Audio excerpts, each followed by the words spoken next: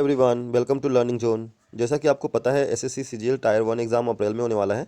उसके लिए हम लोग जीके प्रैक्टिस सेट स्टार्ट कर रहे हैं, जिसमें हर वीडियो में हम लोग 25 इंपॉर्टेंट क्वेश्चंस करेंगे। So let's begin. शुरुआत करते हैं पहले प्रश्न से। विलियम जोन्स कप निम्नलिखित में से किस खेल से संबंधित है? तो विलियम जोन्स कप जो है वो है बास्केटबॉल से संबंध रखता है। तो आपको याद रखना है William Jones cup is related with basketball. बात करते हैं अगले प्रश्न का। 2011 की जनगणना के अनुसार निम्नलिखित में से किस राज्य का लिंग अनुपात यानी कि सेक्स रेशियो 900 से कम है? तो वो जो है राज्य हरियाणा। तो आपको याद रखना है कि हरियाणा का जो लिंगानुपात था वो कितना था, 900 से कम। ठीक है। अब बात करते हैं अगले प्रश्न की। जीव जंतु की संरचना, स्वरूप और पारिस्थितिक वितरण के वैज्ञानिक अध्ययन को क्या कहा जाता है? तो जीव जंतु यानी हम बात करें एनिमल लाइफ के बारे में, उनके क्लासिफिकेशन, उनके स्ट्रक्चर, है ना, यानी इकोसिस्टम में कैसे वो स्टेबल है, मतलब है। बात करते हैं अगले प्रश्न की। जीव जंतु की संरचना, स्वरूप और पारिस्थितिक वितरण के वैज्ञानिक अध्ययन को क्या कहा जाता है? यानी जो हम कह सकते हैं सिंपल कि एनिमल के जो स्ट्रक्चर, क्लासिफिकेशन, इन सभी की जो स्टडी होती है उसे हम क्या कहते हैं? मेनली एनिमल लाइफ के बारे में हम जब पढ़ाई करते हैं, मतलब स्टडी करते हैं, तो उसे क्या कहा जाता है? तो वो उसे हम कहते हैं इंग्लिश में जूलॉजी और हिंदी में है जंतु विज्ञान। तो इसका जो करेक्ट आंसर होगा फर्स्ट ऑप्शन हो जाएगा, जंतु विज्ञान। करते हैं अगले प्रश्न का। उत्तर प्रदेश के बाद किस राज्य में लोकसभा सीटों की संख्या सबसे अधिक है? तो सबसे पहले हम बात कर लेते हैं उत्तर प्रदेश की। तो उत्तर प्रदेश में जो टोटल कुल सीट है वह है 80। लोकसभा की सीटों की बात कर रहे हैं। उसके बाद दूसरे नंबर पे आता है महाराष्ट्र, जिसका नंबर है उसमें टोटल 48। उसके बाद आता है वेस्ट बंगाल, जिसका 41 होता है, और बिहार की है जो है वो है 40। तमिलनाडु का 39। तो यहाँ पे क्वेश्चन पूछा जा रहा है कि दूसरे नंबर पे जो है लोकसभा सीटों की संख्या किसके पास है? यानी पहले नंबर पे यूपी है, तो दूसरे नंबर पे है महाराष्ट्र, जो कि जिसका 48 सीट है टोटल। अगले प्रश्न की बात करते हैं। सांची को निम्नलिखित में से किस वर्ष यूनेस्को विश्व धरोहर स्थल घोषित किया गया?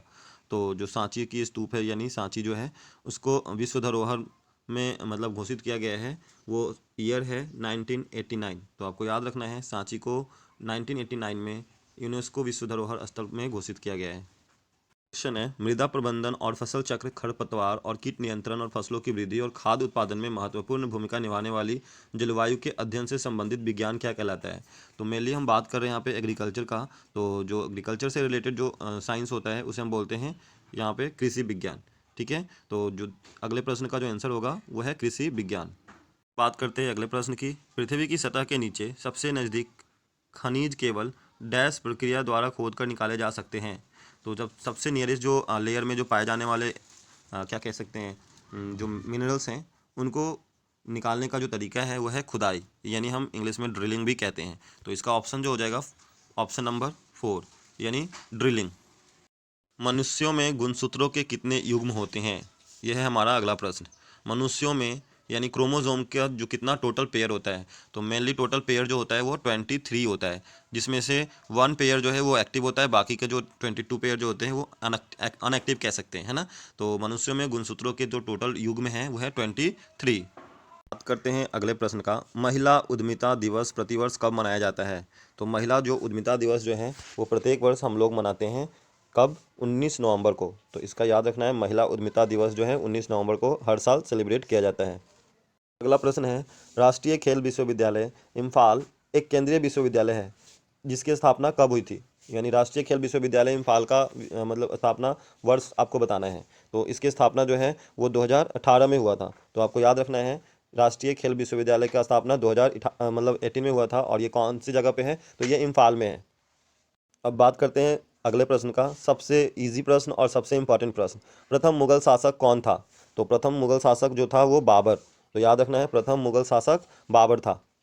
अगला प्रश्न है, ले बैंग बुमनी, ये जो एक प्रदर्शनकारी लोक नृत्य है, ये किस राज्य का लोक नृत्य है? तो आपको बताना है ऑप्शन नंबर, इसका जो करेक्ट हो जाएगा वो त्रिपुरा। तो आपको याद रखना है कि जो लैम्बेक बुमनी जो है एक लोक नृत्य है जो कि त्रिपुरा का है। अगला प्रश्न, दिसंबर 2020 में अंतर्राष्ट्रीय रेत कला महोत्सव यानी कि इंटरनेशनल सैंड आर्ट फेस्टिवल के 9वें संस्करण का आयोजन हुआ था, ये कौन सी जगह पे हुआ था? तो इसका जो संस्करण 9वां संस्करण जो हुआ था, आयोजन इसका उड़ीसा में हुआ था। तो याद रखना है उड़ीसा में इंटरनेशनल सैंड आर्ट फेस्टिवल दिसंबर 2020 में आयोजित हुआ था, जो कि 9वां संस्करण था। नेक्स्ट प्रश्न है, अपघटित पारिस्थितिक तंत्र और पारिस्थितिक स्थिरता के संरक्षण और पुनर्जन जनन के माध्यम से एक क्षेत्र की विकास की प्रक्रिया क्या कहलाती है? तो ये जो प्रक्रिया है पारिस्थितिक विकास कहलाती है। तो इसका जो करेक्ट आंसर हो जाएगा सेकेंड हो जाएगा। बात करते हैं अगले प्रश्न का। किस देश ने दुनिया की सबसे बड़ी मेट्रो रेल लाइन की शुरुआत की है? तो दुनिया की सबसे लंबी रेल लाइन की शुरुआत, मेट्रो रेल लाइन की शुरुआत जो है वो है चाइना में हुआ है। तो आपको याद रखना है इसका करेक्ट आंसर जो होगा फर्स्ट ऑप्शन चाइना। नेक्स्ट देखते हैं, हिंदू विधवा पुनर्विवाह अधिनियम निम्नलिखित में से किस वर्ष लागू हुआ था? तो ये जो ईयर है 1856 में हिंदू विधवा पुनर्विवाह अधिनियम लागू हुआ था। प्रश्न है, निम्नलिखित में से कौन सा पुरस्कार प्रतिष्ठित अंतर्राष्ट्रीय खेल प्रतिस्पर्धाओं में पदक विजेताओं के कोच को दिया जाता है? यानी जो कोच होते हैं उनको दिया जाता है ये पुरस्कार, खेल मतलब खेल में हर खेल के लिए जो कोच होते हैं उनको ये पुरस्कार दिया जाता है। तो वो पुरस्कार कौन सा है? तो उस पुरस्कार का नाम है द्रोणाचार्य पुरस्कार। ये कोच को दिया जाता है। तो याद रखना है, स्पर्धाओं में पदक विजेताओं के कोच को दिए जाने वाला पुरस्कार का नाम द्रोणाचार्य पुरस्कार है। नेक्स्ट प्रश्न है, प्राचीन भारत में लोग इस बात पर विश्वास करते थे कि जब ब्राह्मणों के सहयोग से यानी एक अनुष्ठान कराया जाता था, उस अनुष्ठान का नाम बताना है जिससे जो बलिदानी व्यक्ति का अगले जन्म में एक क्षत्रिय के रूप में पुनर्जन्म होता है, चाहे वो जन्म से क्षत्रिय ना हो।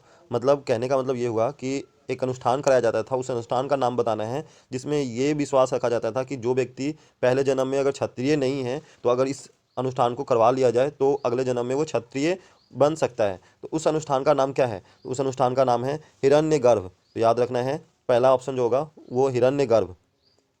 अगला प्रश्न है, एग्ज़ाम वॉरियर्स नामक पुस्तक के लेखक कौन है? तो इसके जो राइटर हैं वो हमारे देश के प्रधानमंत्री हैं मिस्टर नरेंद्र मोदी। तो इसका करेक्ट आंसर हो जाएगा सेकेंड ऑप्शन, एग्ज़ाम वॉरियर्स नामक पुस्तक के लेखक हैं मिस्टर नरेंद्र मोदी। बात करते हैं अगले प्रश्न का। 40 वर्ष पूर्व बंद हो गए संगीत समूह ने, यानी एक संगीत समूह था वो जो 40 वर्ष पहले बंद हो गया था, तो जिससे फिर से 2021 के सितंबर में मतलब अपनी वापसी की घोषणा की है, वो संगीत समूह कौन है? तो वो संगीत समूह है ABBA। करते हैं अगले प्रश्न का। टेनिस में ओपन एरा की शुरुआत कब हुई थी?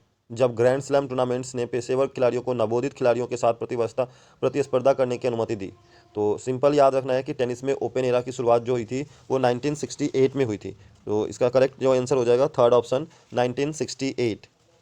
करते हैं अगले प्रश्न का। वो कौन सा पहला अखिल भारतीय साम्राज्य था जिसके शासन क्षेत्र में अधिकांश वर्तमान भारतीय उपमहाद्वीप आया मतलब आते थे उसके अंतर्गत? तो सबसे कह सकते हैं जो कुशल साम्राज्य था वो है मौर्य। तो इसका जो करेक्ट आंसर हो जाएगा मौर्य साम्राज्य। मौर्य साम्राज्य जो था वो पहला अखिल भारतीय साम्राज्य था जिसके शासन क्षेत्र में अधिकांश वर्तमान भारतीय उपमहाद्वीप आते थे। अगले प्रश्न की बात करते हैं। 2019 में संयुक्त राष्ट्र विकास कार्यक्रम UNDP के सद्भावना राजदूत के रूप में किसे नियुक्त किया गया था? तो इसके जो करेक्ट आंसर होगा पद्म लक्ष्मी, यानी 2019 में UNDP के सद्भावना राजदूत के रूप में पद्म लक्ष्मी को नियुक्त किया गया था। तो इसका करेक्ट आंसर जो होगा ऑप्शन नंबर 4।